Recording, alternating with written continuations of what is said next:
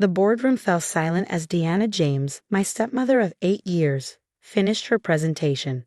20 pairs of eyes shifted uncomfortably between us, waiting to see how I would respond to her brutal assessment of my capabilities. "Thank you for your concerns," I said, keeping my voice steady. "But as my father's chosen successor and majority shareholder, I believe my track record speaks for itself." Diana's perfect red lips curved into a condescending smile. "Olivia, dear, running a small marketing division is hardly preparation for leading James Global. The board deserves a CEO with real experience. My name is Olivia James, and 2 months ago, my father's unexpected death thrust me into a battle I never wanted. Michael James had built James Global from nothing into a $4 billion technology empire, earning both respect and enemies along the way. I was his only child."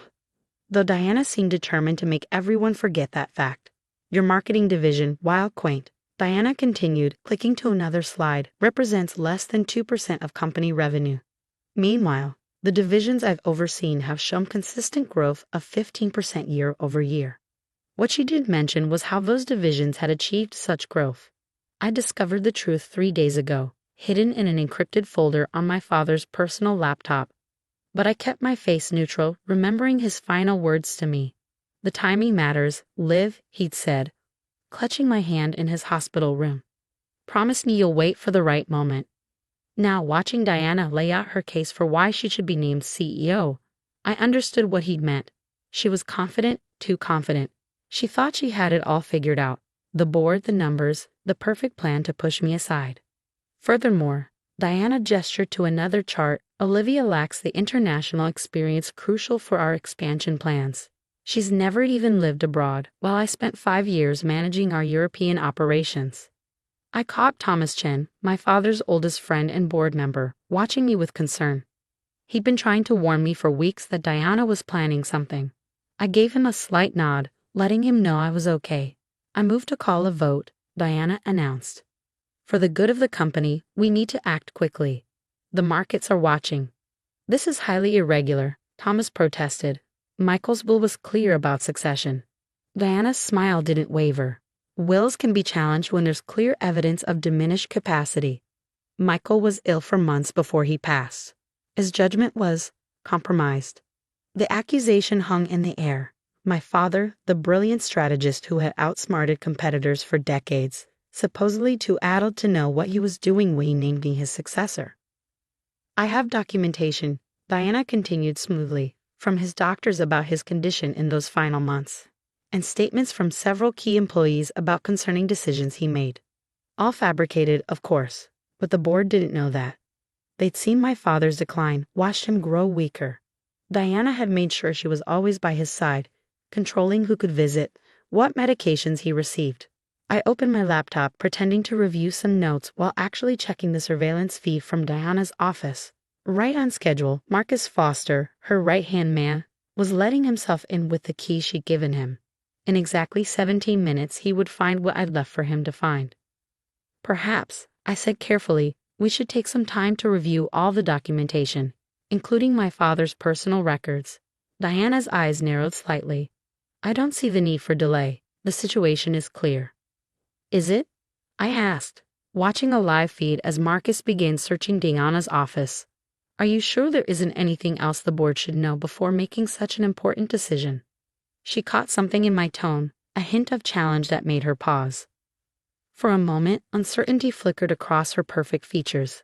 Then her phone buzzed, a text from Marcus. I knew what it said. "We have a problem." Diana glanced at her phone, then back at me. The first crack in her composure appeared. "Maybe," I continued, "we should discuss the real numbers behind those growing divisions, the ones that don't appear in official reports." Color drained from her face. "I don't know what you're implying." "No implications," I said calmly. "Just facts. Would anyone like to see them?" I reached into my briefcase and pulled out a thick folder, copies of everything I'd found in my father's hidden files. Evidence of Diana's elaborate scheme to inflate profits, hide losses, and systematically loot the company's assets. "This meeting is adjourned," Diana announced abruptly, standing up. "We'll reconvene when everyone has had time to." "Sit down," I said quietly. "We're not finished." The authority in my voice, so like my father's, made her freeze. The board members watched in stunned silence as I opened the folder and began laying out documents. 3 years ago, someone began manipulating the books in our European operations. The next hour was surgical. I walked the board through Diana's elaborate fraud, document by document, revealing how she'd systematically looted the European divisions while cooking the books to show record profits. These statements, I said, pulling up more files on the display screen, show transfers to offshore accounts controlled by shell companies. Companies that, coincidentally, were all registered by Diana's brother in the Cayman Islands. This is absurd, Diana snapped, but her voice wavered. These documents are clearly fabricated. Are they? I turned to face her directly. Like the medical records you fabricated about my father's mental state. I clicked to the next slide, surveillance footage from my father's hospital room. Diana's face went white as she watched herself on screen, arguing with my father's doctor. I need you to adjust his medication records, she was saying. Make it look like his cognitive function was declining faster than it was. The doctor's response was clear. That would be illegal, Mrs. James. It would be profitable, Diana countered, pulling out her checkbook. I stopped the video there. The boardroom was so quiet you could hear the air conditioning hum. My father knew, I said softly. He discovered what you were doing months ago. But instead of confronting you immediately, he started gathering evidence. He wanted to understand how deep the corruption went, who else was involved. Thomas Chen leaned forward. That's why he pushed through those last-minute security upgrades. The new cameras, the enhanced monitoring systems. I nodded. Every office, every meeting room, every conversation recorded and backed up to servers only he could access. Servers he gave me access to 3 days before he died. Diana's lawyer finally found his voice. These recordings, if they exist, were obtained without consent. They're inadmissible. In court perhaps, I agreed. But we're not in court. We're in a boardroom, and the board has a right to know exactly who they're considering for CEO.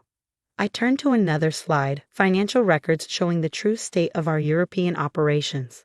The divisions Diana claimed were growing at 15% were actually hemorrhaging money, their losses hidden through creative accounting and outright fraud. The real numbers, I continued, show losses exceeding $300 million. Money that was siphoned off through a complex network of shell companies and fake vendors. Would you like to explain that, Diana? She stood up abruptly, gathering her papers. I don't have to listen to these slanderous accusations. My lawyers will. Sit down, I repeated, my voice harder now. You wanted a vote on leadership. Let's have one. But first, let's make sure the board has all the facts. I clicked through more evidence, emails between Diana and her conspirators, bank statements showing the stolen funds being moved through multiple accounts, and finally, footage of her meeting with competitors, selling them our trade secrets. Your stellar performance reviews, I added, the ones you've been using to justify your leadership bid. Let's look at how those were really achieved. More surveillance footage played. Diana threatening employees, promising promotions in exchange for false statements about my capabilities, orchestrating a systematic campaign to undermine my position in the company. Enough, Thomas Chen said firmly. I think we've seen sufficient evidence. He turned to Diana, his expression cold. Mrs. James, given these revelations, I believe it would be best if you resigned immediately. Diana's lawyer touched her arm, whispering urgently, but she shook him off. This isn't over, she hissed at me. You have no idea what you're doing, you stupid girl. I smiled slightly, remembering all the times she called me that over the years. Actually, I know exactly what I'm doing. I'm protecting my father's legacy and sending you to prison. On cue, the boardroom doors opened. 2 FBI agents stepped in, followed by forensic accountants who had been waiting to seize Diana's records. Mrs. Diana James, one agent announced, you're under arrest for securities fraud, embezzlement, and conspiracy. I watched as they led her away in handcuffs, her perfect composure finally shattered. The board members sat in stunned silence until Thomas cleared his throat. Well, he said, I believe we still have a leadership vote to conduct. He looked around the room. All in favor of confirming Olivia James as CEO. Every hand went up. The weeks following Diana's arrest were a blur of damage control and reorganization. The press had a field day. Jamie's Dilo Bale Durai Imna. Stepmother's plot foiled by founder's daughter, and corp or ETCOUP, NDs in hand DCUFS. I spent most of my time in my father's old office, my office now, working with forensic accountants to untangle Diana's web of fraud. The true scope of her crimes was staggering. Beyond the $300 million stolen from European operations, we discovered dozens of other schemes, bringing the total close to $500 million. Late one evening, as I was reviewing more financial records, Thomas Chen knocked on my door. "You're working too hard," he said, setting a cup of coffee on my desk. "Just like your father used to." I leaned back, rubbing my tired eyes. "There's so much to fix, Thomas. Every time we think we found everything, something else comes up." He sat down across from me, his expression serious. "There's something you should know, something your father told me before he died." I set down my papers, giving him my full attention. Thomas had been more than just a board member. He'd been my father's closest friend for 30 years. He knew he was dying long before he told anyone else. Thomas said quietly, even before Diana started tampering with his medical records, but he needed time to put everything in place, to make sure you would be ready. Ready for what? For this, he gestured around the office. He knew Diana would make her move as soon as he was gone. That's why he installed those cameras, gave you access to his private servers. He was building your case for you. I felt tears threatening but held them back. Why didn't he just confront her himself? Why let her keep stealing? Because he wanted more than just to stop her. He wanted to make sure she could never hurt anyone again. And Thomas smiled slightly. He wanted to give you the chance to prove yourself to everyone who ever doubted you. The next morning, I visited Diana in prison. She sat across from me in her orange jumpsuit, her perfectly maintained appearance now showing signs of strain. "Come to gloat?" she asked, her voice bitter. "No," I replied calmly. "I came to ask why. You already had everything, the lifestyle, the status, my father's trust. Why risk it all?" She laughed sharply. "You really don't get it, do you? I had nothing. Everything belonged to your father, and he made it clear it would all go to you. His precious daughter." She spat the word like it tasted bad. "I was just the trophy wife who would never measure up to your dead mother. So you decided to steal what you couldn't inherit?"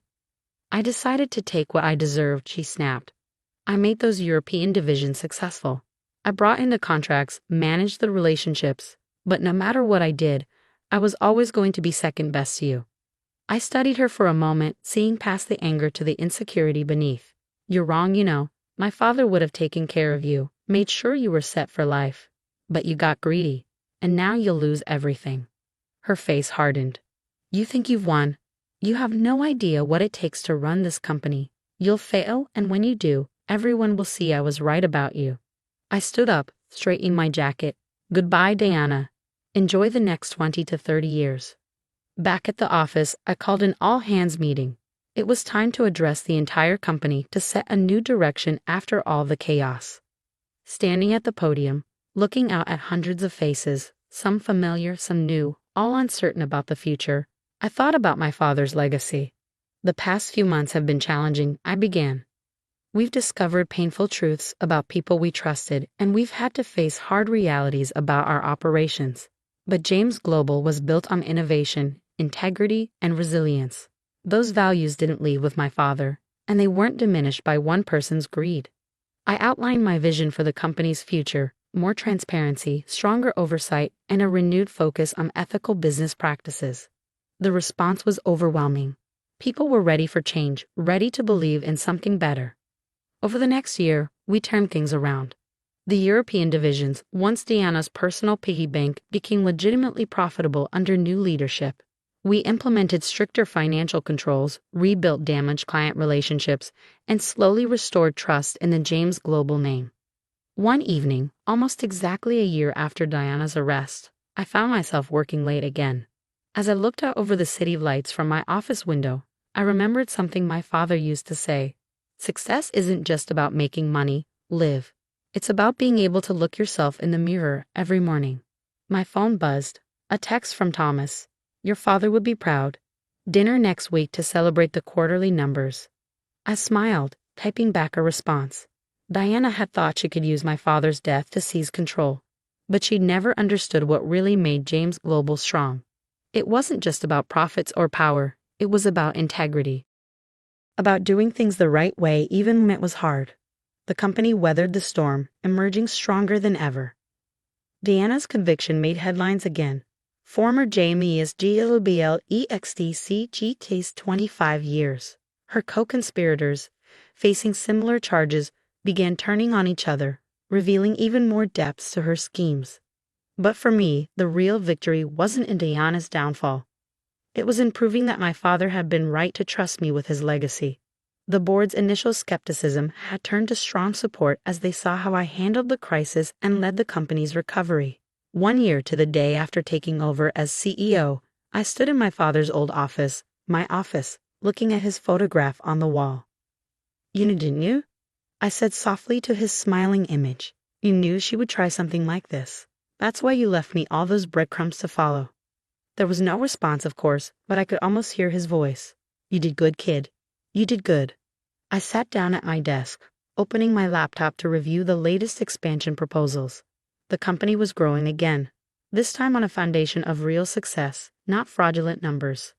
Diana's betrayal had nearly destroyed everything my father built, but in the end, it had only made us stronger. As I worked into the evening, I thought about how far we'd come. Diana had underestimated me, just like she'd underestimated my father's foresight. She thought she could steal his legacy, but instead, she'd helped cement it through me. The lights of the city twinkled below as I finally packed up to head home. Tomorrow would bring new challenges, new opportunities to prove that James Global was more than just another corporation. It was a legacy of integrity, passed from father to daughter, stronger than ever. And somewhere in a federal prison, Diana had plenty of time to think about how spectacularly her plan had backfired. The empire she tried to steal was thriving without her, led by the very person she tried to destroy. Sometimes justice works out exactly as